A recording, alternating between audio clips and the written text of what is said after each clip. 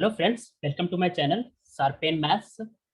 आज हम लोग एक ऐसे शख्स से बात करेंगे जो कि सीएसआर नेट नवंबर 2020 में 75 रैंक के साथ जेआरएफ को क्वालिफाई किया है।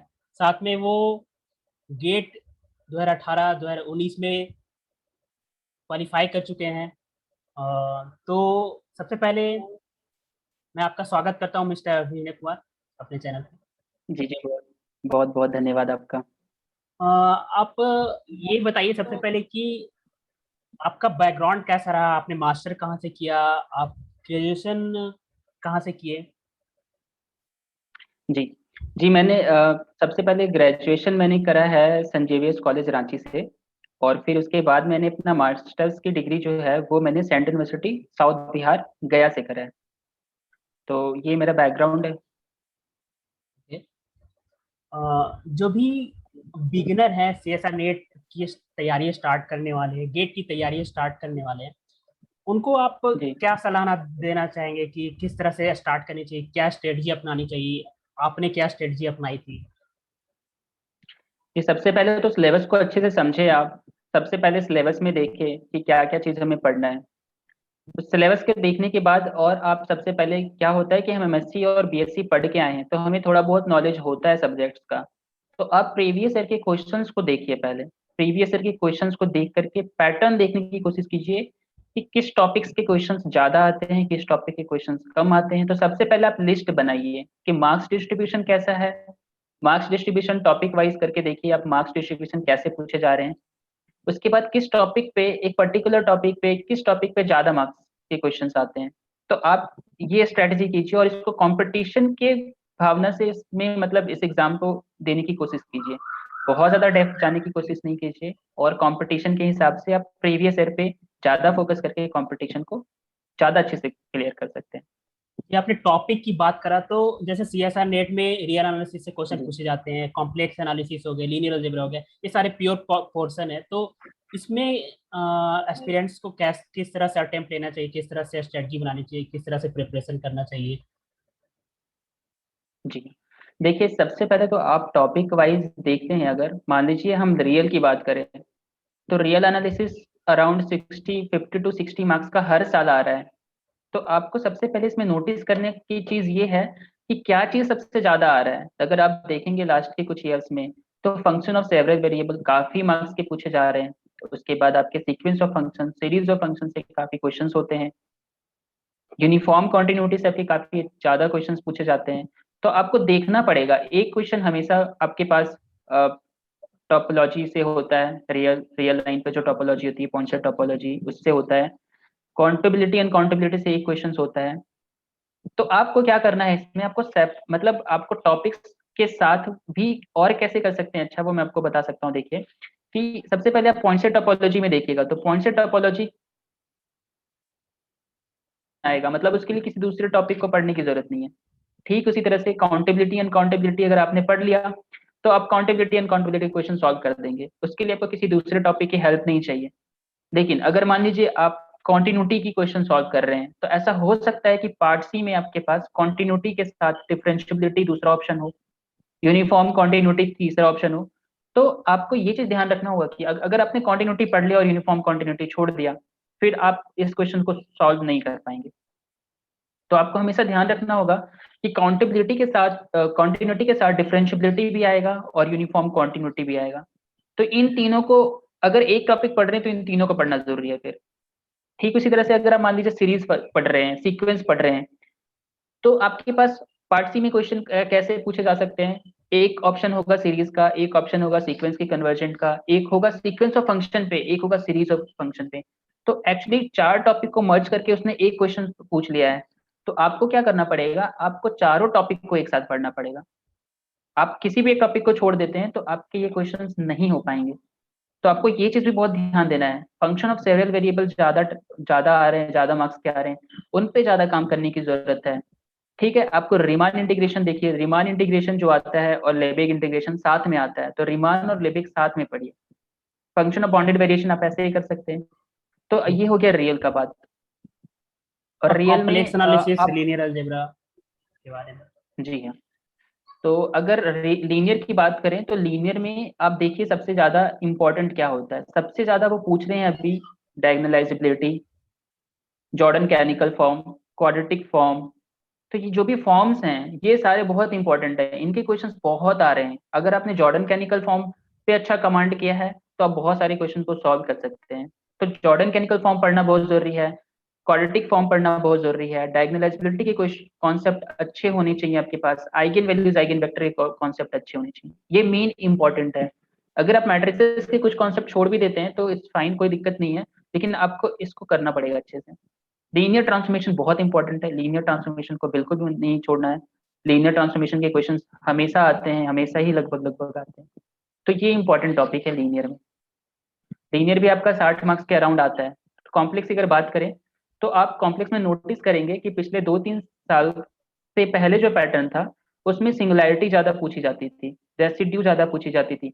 पर अभी के कॉन्सेप्ट में क्या हो रहा है, अभी वो क्वेश्चन कैसे पूछ रहे हैं, अभी वो फ्रेम कर रहे हैं क्वेश्चन आइडेंटिटी थ्योरम पे, उसके एप्लीकेशंस पे, लेवलिस थ्योरम पे, उसके एप्लीकेशंस पे, आर्गुमेंट प्रिंसिपल, उसके एप्लीकेशंस पे। तो आपको ये चीज ध्यान देना बहुत जरूरी है।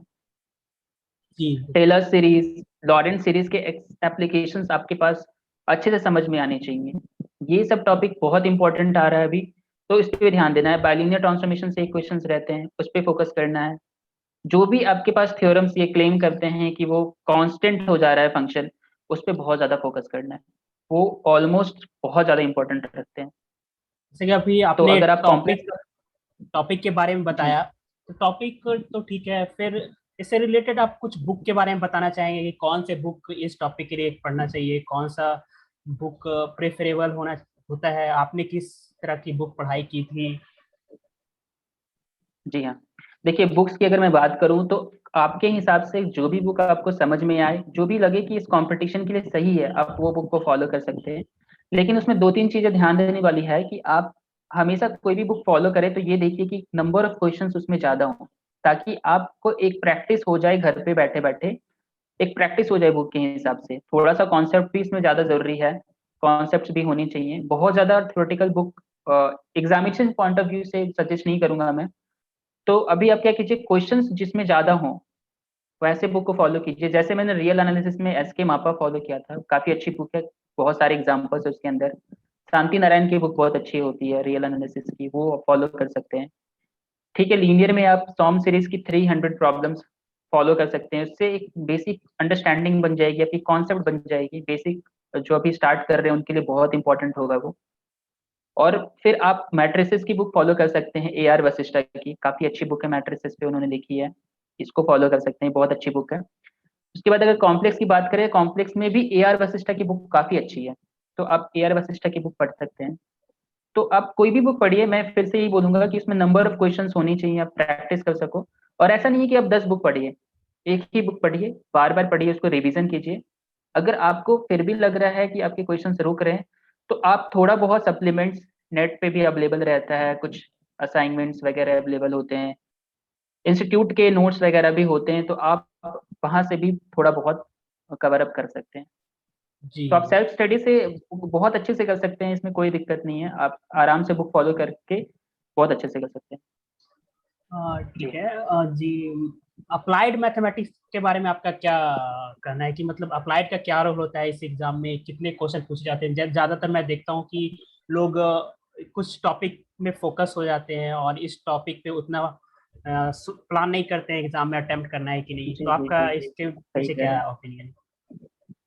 जी आप बिल्कुल सही कह रहे हैं। इनिशियल स्टेज में मैंने भी ये गलती करी थी, मुझे ऐसा लग रहा था कि केवल प्योर के पार्ट को करके हम क्वालिफाई कर लेंगे। बट क्या होता है कि प्योर के पार्ट में आपने पढ़ा तो अच्छे से है, बट आप एग्जामिनेशन हॉल में कितना सॉल्व करते हो ये भी बहुत मैटर करता है। सारे क्वेश्चन सॉल्व होना भी मतलब बहुत रेयर होता है कि सारे क्वेश्चन आपके करेक्ट हो जाएं। एग्जामिनेशन हॉल में हमको सिली मिस्टेक भी कर देते हैं। तो क्या होता है कि अगर जो बच्चे बस प्योर पे ही फोकस करके जाते हैं, थोड़ा बहुत वो क्वालिफाई करके वो बहुत अच्छी बात है। बट मैक्सिमम चांसेस होता है कि आप रह जाओ, पीछे रह जाओ, क्योंकि या तो आप गलती कर दो कुछ क्वेश्चंस या सिली मिस्टेक कर दो, तो उसकी वजह से आपका मार्क्स डिक्रीज हो जाता है। तो आपको अप्लाइड पढ़ना बहुत जरूरी है, मतलब वो आपको एक एडिशनल बेनिफिट देगा अगर आप प्योर के स्टूडेंट हो तो। और अगर आप अप्लाइड के स्टूडेंट हो तो आपको अप्लाइड पढ़ना ही पढ़ना है एनी हाउ। तो ये आपको एक सप्लीमेंट का काम करेगा और आपको मार्क्स गेन करने में काफी फायदा होगा। इससे इसमें कम मेहनत में आप थोड़ा अच्छा गेन कर सकते हो। जी। जी इसमें कुछ टॉपिक भी होती है, जैसे सीओ भी होता है, इंटीग्रल इक्वेशन होता है, ओडीएपीडी होता है। टॉपिक में कुछ पार्ट्स जी होते हैं, जी कुछ इजी पूछे जाते हैं। उसमें कुछ जी स्ट्रेटजी जी आपने बनाई थी। ज्यादातर लोग सेल्फ स्टडी करते हैं, उनको बेनिफिट हो सके, आप कुछ इसके बारे में हम्म। बोलना चाहेंगे? देखिए फिर से मैं यही कहूंगा आपको कि मैंने एग्जाम क्वेश्चंस के जो पैटर्न है उसको अच्छे से फॉलो किया है। और उसमें मैंने ये पाया है कि आपके पास, जैसे अगर मैं ओडी की बात करूं, तो एसएलपी प्रॉब्लम बहुत इंपॉर्टेंट हो जाता है। एसएलपी से आपके क्वेश्चंस आते हैं, और अगर आप एक बार सीख लेंगे वो क्वेश्चंस तो बहुत आसानी से आप आंसर्स कर सकते हैं। एग्जामिनेशन में बहुत ज्यादा टफ नहीं पूछा जाता है। ठीक उसी तरीके से आप matrices, system of differential equation की क्वेश्चंस आती हैं, उसमें आपको पूछा जाता है कि असमटोटिकली स्टेबल है या अनस्टेबल है, इस टाइप की क्वेश्चंस आते हैं। तो सिंपल सा अगर आपको मैट्रिक्स का कॉन्सेप्ट है तो आप उसको सॉल्व कर सकते हैं। तो देखिए ये बहुत इजी है, अगर आप इसमें थोड़ा सा टाइम देंगे तो आपको एडिशनल बेनिफिट होगा। जैसे मैंने आपको एसएलपी बताया, system of ordinary differential equation बताया। फर्स्ट ऑर्डर डिफरेंशियल इक्वेशन पे अगर थोड़ा सा काम कर सके तो बहुत इंपॉर्टेंट है। काफी क्वेश्चंस बहुत आसान होते हैं, आप बहुत आसानी से कर सकते हैं उसको। अगर मान लीजिए इसी तरह से मैं पीडी की बात करूं, तो पीडी में आप देखेंगे हर बार हीट इक्वेशन, वेव इक्वेशन के क्वेश्चन रहते रहते हैं। चार पीट अगर आप कर सकते हैं बहुत अच्छे से, तो चार पीट को बहुत अच्छे से कर लीजिए। तो ये सब आपके क्या है, एडिशनल मार्क्स गेन कर देते हैं, आपको बहुत बेनिफिट हो जाता है इनसे। आप देखेंगे कि 30 से लेकर के 40 के आसपास ये पूछा जाता है ओटीपीडी का। जहां तक सीओवी इंटीग्रल इक्वेशन की बात है तो वो बहुत ही बेसिक है। अगर आप 10 दिन या 15 दिन उस पर दे दें, मैंने 15 दिन में बहुत ज्यादा बोल रहा हूँ, 10 दिन आप अगर अच्छे से दे दें तो सीओवी इंटीग्रल इक्वेशन के क्वेश्चन आपके एग्जाम में बिल्कुल भी नहीं छूटेंगे। इतने आसान आते हैं। पर कभी कभी हम गलती कर देते हैं, हम पढ़ते ही नहीं है। तो ये चीज नहीं करना है, उसको भी पढ़ना है, उससे आपको बहुत बहुत बेनिफिट होगा। सीओवी इंटीग्रल इक्वेशन के क्वेश्चन हर बार आते हैं, 15 15 20 मार्क्स के आते रहते हैं क्वेश्चन। जी बहुत महत्वपूर्ण बातें बताई इसके बारे में। साथ में जी 30 मार्क्स का एप्टीट्यूड से भी क्वेश्चन पूछा जाता है, सीएसआर नेट के बारे में खासकर बात करें, और गेट में भी एप्टीट्यूड पूछा जाता है। तो उसमें जी हाँ जी हाँ। लोगों को अटेम्प्ट करना चाहिए एग्जाम में, उसके लिए एग्जाम के पहले प्रिपरेशन करना चाहिए, प्रैक्टिस कितनी करनी चाहिए, आपने कितना करा था? हम्म। देखिए एक्चुअली सबसे पहले आपको ये ध्यान रखना होगा कि बहुत सारे बच्चे पार्टे के क्वेश्चंस करते ही नहीं है सॉल्व। वो जब सब कुछ हो जाने के बाद जाते हैं पार्टे पे और थोड़ा बहुत ध्यान देते हैं, और बिल कुछ कुछ लोग तो बिल्कुल भी ध्यान नहीं देते हैं। तो मैं ये कहूंगा कि पार्टे पे सबसे पहले आपको कुछ टाइम निकाल करके, आप हमेशा से सोचिए कि पार्टे में आपको 15 से 20 मिनट कम से कम टाइम निकाल के एग्जामिनेशन हॉल पे देना है। एक बेसिक सा क्वेश्चन आता है पार्टे में, अगर आप एग्जामिनेशन हॉल में भी बैठ करके पढ़ेंगे ना तो 4 5 क्वेश्चन आपके सॉल्व हो जाएंगे। ये बहुत ही जरूरी है और बहुत ही इंपॉर्टेंट चीज है। आपके हर मार्क्स आपको गेन कराना बहुत इंपॉर्टेंट होता है।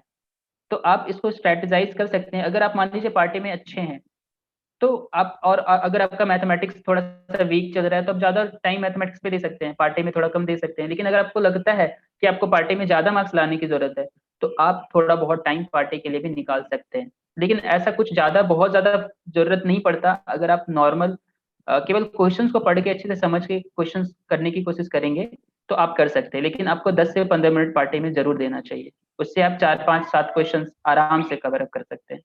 ज्यादा करना है आपको तो थोड़ा मेहनत करना पड़ेगा वो आपको। जी एक्चुअली आप। उसका सिलेबस थोड़ा सा बड़ा होता है, तो हम ये नहीं कह सकते कि हम करने के बाद सॉल्व कर ही लेंगे। तो इसलिए मैं इसको थोड़ा ज्यादा सजेस्ट नहीं कर रहा। लेकिन हाँ, थोड़ा बहुत तो आप काम कर लीजिए, कुछ कुछ पर्टिकुलर टॉपिक पे काम कर लीजिए, वो ज्यादा जरूरी है। जी, सारी चीजें आप काफी क्लियरली बता रहे हैं कि किस तरह से एस्पिरेंट जी को बिगिन बिगिन करना चाहिए इसकी प्रिपरेशन को। तो और एक भी चीज की, एग्जाम के पहले, एग्जाम के 2 महीने पहले, मे बी अभी लॉकडाउन में थोड़ा डिले हो रहा है, सभी को पता है, बट ऐसे तो रेगुलर एग्जाम होने ही वाला है, 6 महीना पे एग्जाम होता है। तो 2 महीने पहले क्या जी स्ट्रेटजी होनी चाहिए, क्या प्रोसेस होना चाहिए प्रिपरेशन का, क्या रिवीजन करना चाहिए, टेस्ट सीरीज लेनी चाहिए, टेस्ट सीरीज इंपॉर्टेंट रखती है इस एग्जाम के लिए? इसके बारे में कुछ बोलना चाहेंगे? आपने क्या टेस्ट सीरीज ली थी? जी हाँ। देखिए क्या होता है कि अगर आप प्रिपरेशन कर रहे हैं तो आपको कभी भी ये नहीं पता चलेगा कि आपका प्रिपरेशन कैसा जा रहा है जब तक आप क्वेश्चन नहीं सॉल्व करते। तो टेस्ट सीरीज आपको जरूर हेल्प करता है। आपके कॉन्फिडेंस को बूस्ट करने में, आपके प्रैक्टिस को अच्छा करने में, तैयारी को अच्छा करने में बहुत जरूरी है टेस्ट सीरीज का। लेकिन टेस्ट सीरीज का ये बेनिफिट तब हो पाएगा जब आप टेस्ट सीरीज देने के बाद, मान लीजिए मैंने कोई टेस्ट सीरीज दिया, उस टेस्ट सीरीज में मेरे मार्क्स अच्छे आ गए तो बहुत अच्छी बात है, और अगर अच्छे नहीं आए, और अगर हम मान लीजिए मेरे पास टाइम बिल्कुल भी नहीं बच रहा है अब, तो मैं अपनी क्या होगा, अपनी जो कमजोर चीजें हैं उस पर काम भी नहीं कर पाऊंगा। तो टेस्ट सीरीज हमेशा आपके 2 महीने पहले देनी चाहिए, जिससे कि क्या होता है कि आपके पास 2 महीने हाथ में हो, तो आप कम से कम जो चीज आप नहीं सॉल्व कर पा रहे हैं उस पर आप थोड़ा काम कर लें और वो थोड़ा अच्छा कर लें। और कौन सी चीजें वीक है, कौन सी चीजें स्ट्रांग है, ये आपको टेस्ट देने के बाद ही पता चलेगा। तो टेस्ट सीरीज जरूर दें, जरूर से जरूर दें। और जिनके पास टेस्ट सीरीज, मान लीजिए कुछ लोग हैं जो टेस्ट सीरीज नहीं बाई कर सकते हैं, वो प्रीवियस ईयर क्वेश्चन सॉल्व करें। तो क्या होगा ना, आपको पता चलेगा कि आपकी वीकनेस कहाँ पे है। अगर आपने बस प्रीवियस ईयर क्वेश्चन अच्छे से कर लिया ना, विदाउट किसी हेल्प से खुद से सॉल्व किया ना, तो वो बहुत ही सफिशिएंट होता है। तो हमेशा ध्यान रखिए कि एग्जामिनेशन के 2 महीने पहले टेस्ट सीरीज दीजिए, और टेस्ट सीरीज को जो भी कमियां आए उस पर काम कीजिए। और कभी भी कम मार्क्स अगर आ रहे हैं तो कोई बात नहीं, उस पर ज्यादा परेशान होने की जरूरत नहीं है, बस काम करने की जरूरत है। जी। तो ये तो हो गई बातें एग्जाम के पहले तक। अब एग्जाम में सारे एग्जाम, कोई भी एग्जाम की बात करें, यूपीएससी तक की बात करें या किसी भी एग्जाम, छोटे से छोटे एग्जाम की बात करें, तो सारे एग्जाम में क्या होता है कि काफी प्रेशर होता है एग्जामिनेशन टाइम में। तो 3 घंटा का जो एग्जाम जी। होता है सीएसआर नेट का, तो वो टाइम को कैसे मैनेज करना है, कौन सा सेक्शन को पहले अटेम्प्ट करना है, किस तरह से प्लान करके पहले से जाना है, या फिर उस समय एडजस्ट इंस्टेंटली प्लान करना है, तो किस तरह से उसमें अटेम्प्ट करना है, इसके बारे में बताइए। जी हाँ, देखिए आप 3 घंटे का पेपर अच्छे से तभी कॉन्फिडेंट होकर लिख पाएंगे जब आप स्टार्टिंग से प्रिपरेशन अच्छी करेंगे। तो सबसे पहले फोकस कीजिए कि आपकी स्टार्टिंग से प्रिपरेशन अच्छी हो। और एक बार जब एग्जाम आपके सामने आ गया, तो आप अपने मन को कम से कम ये समझाएं कि आपने जो पढ़ा है वो आपके कॉन्शियस माइंड में है, वो आपको एग्जामिनेशन हॉल में याद आ जाएगा। तो बिल्कुल भी परेशान नहीं हुए, क्योंकि आपने जो पढ़ा है आप वही लिख के आने वाले हो। बेकार का पैनिक करके और परेशान होकर के उस वक्त चीजों को बिगाड़े नहीं। वो 3 घंटे बहुत इंपॉर्टेंट होते हैं। हमेशा आप जो पढ़ते हैं आपके सबकॉन्शियस माइंड में होता है वो। तो आप अपने आप पे कॉन्फिडेंस रखें, और ये कॉन्फिडेंस तभी होगा जब आप पहले से अच्छे से पढ़ते आएंगे। अब कैसे अटेम्प्ट लेना है एग्जामिनेशन हॉल में, वो मैं आपको बताता हूँ। कि आपको क्या करना है, आपको जो भी मन करे, पार्ट बी पार्ट सी, ये अपना अपना चॉइस होना चाहिए स्टूडेंट का। पार्ट सी आपको बहुत जरूरी होता है एग्जामिनेशन को क्वालिफाई करने के लिए, तो पार्ट सी से भी आप स्टार्ट कर सकते हैं और पार्ट बी से भी आप स्टार्ट कर सकते हैं। फोकस क्या करना है, फोकस ये करना है कि आपने जो टॉपिक अच्छे से करा है, बहुत अच्छे से करा है, जिसमें आपको बहुत अच्छा कॉन्फिडेंस है, उसको आप पहले सॉल्व कीजिए। पार्ट बी में क्या होता है कि पार्ट बी में आपको श्योरिटी मिल जाती है, आपको एग्जाम में ही पता चल जाता है कि आपके ये सही हो गए। लगभग लगभग हमें पता चल जाता है कि ये सही हो गए, लेकिन पार्ट सी में ऐसा नहीं पता चलता है। तो पार्ट बी से भी आप स्टार्ट कीजिए, पार्ट सी से भी स्टार्ट कीजिए, ये आप पे डिपेंड करता है। लेकिन आप हमेशा से कोशिश कीजिए कि आप अपना स्ट्रॉन्ग पोर्शन से स्टार्ट कीजिए, फिर ठीक उसके बाद जो नेक्स्ट स्ट्रॉन्ग पोर्शन है उससे सॉल्व कीजिए। और ये भी जरूरी नहीं है कि अगर मान लीजिए मैंने रियल से स्टार्ट करा या मैंने रियल लीनियर से स्टार्ट करा तो सारे क्वेश्चन सॉल्व कर दूं। जितने हो सके उतने सॉल्व करने, मैक्सिमम सॉल्व करने। एग्जामिनेशन हॉल में बैठने के बाद ये सोचना है कि मुझे मार्क्स जहां से मिल जाए मैं वो मार्क्स लूंगा। ठीक है। तो ये आपकी स्ट्रेटेजी होनी चाहिए एग्जामिनेशन हॉल में बैठ करके, ये बहुत इंपॉर्टेंट है। पैनिक बिल्कुल नहीं करें, और जो क्वेश्चन आप पहले सॉल्व कर सकते हैं उसको पहले सॉल्व कीजिए। जी। ठीक, एग्जामिनेशन हॉल में जाने से पहले भी एक मैं बात बता देता हूँ कि आप जैसे मान एग्जामिनेशन हॉल में जा रहे हैं, उससे पहले आपको क्या करना है। उससे पहले आपको ये जरूर ध्यान में रखना है कि आपके कौन से विषय के सब्जेक्ट, कौन से टॉपिक के क्वेश्चंस किस नंबर पे आते हैं, किस ऑर्डर पे आते हैं। जैसे हम बात करें कि 21 से हमारा, जैसे मान लीजिए पार्ट बी स्टार्ट होता है, तो 21 से लेकर के 30 के आसपास लीनियर और रियल के क्वेश्चंस आते हैं। ठीक उसी तरह से पार्ट सी में देखेंगे तो 60 से हमारे रियल लीनियर के क्वेश्चन स्टार्ट होते हैं। तो एक हमको पता है कि इस जगह पे रियल के क्वेश्चंस होंगे, इस जगह पे लीनियर के क्वेश्चंस होंगे। तो ये आपको बहुत ज्यादा जरूरी है कि आप एक बार देख लें कि कितने नंबर पे लीनियर के क्वेश्चंस आते हैं, कितने नंबर पे रियल के क्वेश्चंस आते हैं, किस नंबर पे ओडीपीडी का क्वेश्चन पूछा जाता है। तो क्या होगा, आप एग्जामिनेशन हॉल में डायरेक्ट उस क्वेश्चन पे क्लिक करके सॉल्व कर पाएंगे, नहीं तो आपको ढूंढने में भी काफी टाइम चला जाएगा। तो जी एक तो ये है, ये ध्यान रखना है आपको। और स्ट्रांग से आप स्टार्ट कीजिए, अपनी स्ट्रांग से फिर धीरे धीरे जो आपका पोर्शन स्ट्रांग है उसको सॉल्व कीजिए। तो कॉन्फिडेंस खुद ब खुद आएगा, जैसे जैसे कॉन्फिडेंस आएगा आप अच्छा कर पाएंगे एग्जामिनेशन और। जी तो सारी चीजों को आपने काफी अच्छे से एक्सप्लेन किया, और जाते जाते ये भी बता जी दीजिए हाँ सुनने वालों की जो भी इस लाइन में आते हैं कि इस सीएसआर नेट हो गेट हो इसकी अपॉर्चुनिटीज क्या हैं, बाद में पीएचडी करना हो किसी को, या फिर पीएचडी में भी एडमिशन लेने का क्या प्रोसेस होती है, कुछ आईआईटीज एनआईटीज में क्या शॉर्ट लिस्टिंग के क्राइटेरिया होता है। जैसे आप भी अभी पीएचडी कर रहे हैं तो इसके बारे में आपका आप जो भी अनुभव है अभी तक का वो शेयर कर दीजिए, तो हमारे सुनने वालों को फायदा हो जाएगा। जी। ये देखिए, सबसे पहले तो आपको किसी भी एग्जाम में बैठने के लिए एक रिक्वायरमेंट है, जैसे आपको जेआरएफ निकाल लीजिए या गेट निकाल लीजिए, ये बहुत इंपॉर्टेंट है। आप पहले इसको निकालने की कोशिश कीजिए, फिर पीएचडी के बारे में सोचिए। कुछ लोग बहुत डेप्थ में पहले ही चले जाते हैं और फिर ये भी क्वालिफाई नहीं होता, और पीएचडी तो फिर बाद में प्लेटफॉर्म मिलेगा ना आपको। तो पहले कोशिश कीजिए कि आप जेआरएफ क्वालिफाई कीजिए, गेट क्वालिफाई कीजिए, और फिर पीएचडी के लिए अप्रोच कीजिए। पीएचडी की अप्रोच कैसे होनी चाहिए वो मैं आपको बताता हूँ। कि पीएचडी में क्या है कि जैसे मान लीजिए आपने जेआरएफ क्वालिफाई किया, तो आपको कोशिश करना है कि कम से कम जेआरएफ हो, नेट भी हो रहा है तो अच्छे रैंक से हो, गेट भी हो रहा है तो अच्छे रैंक से हो। इसका बहुत इंपॉर्टेंस है। जैसे अगर आपके पास गेट का रैंक है मान लीजिए अंडर 200 है, तो बहुत आसान होता है कि आपको आईआईटी शॉर्टलिस्ट कर ले। अगर मान लीजिए बहुत ज्यादा है, 1000 2000 के आसपास है, तो बहुत कम चांसेस होते हैं कि कोई आईआईटी आपको शॉर्टलिस्ट करे। तो ये आप ध्यान में रखिए, जब भी एग्जाम दीजिए तो कम से कम आप अपना रैंक भी फोकस रखिए, तो आपको आगे भी फायदा होगा। इंटरव्यू की जहां तक बात है, उससे पहले एंट्रेंस होता है हर जगह पे। तो आईआईटीज या एनआईटीज में जो भी जगह पे सेंट्रल यूनिवर्सिटीज में एंट्रेंस होता है, तो मोर और लेस जो सिलेबस होता है वो नेट का ही सिलेबस होता है। तो अगर एक बार आपने जेआरएफ क्वालिफाई भी कर लिया, फिर भी आप उस चीज को पढ़ते रहिए, क्योंकि आपको नेट जब आप पीएचडी के लिए जाएंगे एंट्रेंस के लिए, तो आपसे सेम क्वेश्चंस पूछे जाएंगे। तो आप उस क्वेश्चन का आंसर तभी कर पाएंगे जब आप उसके टच में रहेंगे। तो ये बहुत ज्यादा जरूरी है कि आप उसी चीज की प्रैक्टिस कीजिए। मोरलेस सिलेबस वही रहता है। उसके बाद आप जब भी पीएचडी के लिए अप्लाई करते हैं, तो हमेशा फैकल्टीज के प्रोफाइल को चेक कीजिए। फैकल्टीज का क्या क्या क्वालिफिकेशन है जरूर देखिए, एक बार कैसे पब्लिकेशन है जरूर देखिए, और फिर आप अप्लाई कीजिए। ये भी बहुत इंपॉर्टेंट होता है अपने सब्जेक्ट के हिसाब से। जब जेआरएफ आपका हो जाता है और जब पीएचडी के एप्लीकेशन के फॉर्म आते हैं, उसके बीच में काफी टाइम होता है। तो आपको लगता है जिस सब्जेक्ट में आपको पीएचडी करने में आपको इंटरेस्ट है, उसके कुछ बेसिक्स बुक को पढ़ के अच्छे से समझने की कोशिश कीजिए, क्योंकि एट द एंड जब आप इंटरव्यू में जाएंगे तो आपसे वही सारे क्वेश्चंस पूछे जाते हैं। इंटरव्यू में बहुत ज्यादा हार्ड क्वेश्चन कभी नहीं पूछा जाता, बस आपके अप्रोच को ध्यान में रखा जाता है कि आप किसी क्वेश्चन को किस तरीके से सोचते हैं, किस तरीके से आप सॉल्व करने की कोशिश करते हैं। बेसिक्स डेफिनेशन पूछे जाते हैं, बेसिक चीजें पूछी जाती हैं, थ्योरम्स के प्रूफ पूछे जाते हैं कहीं कहीं जगह पे। तो आपका अप्रोच बहुत इंपॉर्टेंट होता है, आपका अप्रोच बहुत जरूरी है कि सही होना चाहिए, और वो तभी सही होगा जब आप कोई एक अच्छी बुक को फॉलो कीजिएगा। तो इंटरव्यू के लिए आपको बिल्कुल एक अच्छी बुक को फॉलो करनी चाहिए। तो आप ऐसे कर सकते हैं। आईआईटीज एनआईटीज में बहुत ज्यादा जरूरी है कि आप जेआरएफ हो और गेट क्वालिफाई हो अच्छे रैंक के साथ, तो आपको चांसेस मिलेंगे। सेंट्रल यूनिवर्सिटी में भी आपको नेट और गेट चाहिए, बहुत जरूरी है उसके लिए। अदर देन अगर मान लीजिए कोई पढ़ाना चाहते हैं नेट क्वालिफाई करके, तो नेट क्वालिफाई करके वो पढ़ा भी सकते हैं। जी जी सारे चीज़ों को बहुत अच्छे से एक्सप्लेन किया, तो बहुत बहुत धन्यवाद मिस्टर अभिनव कुमार।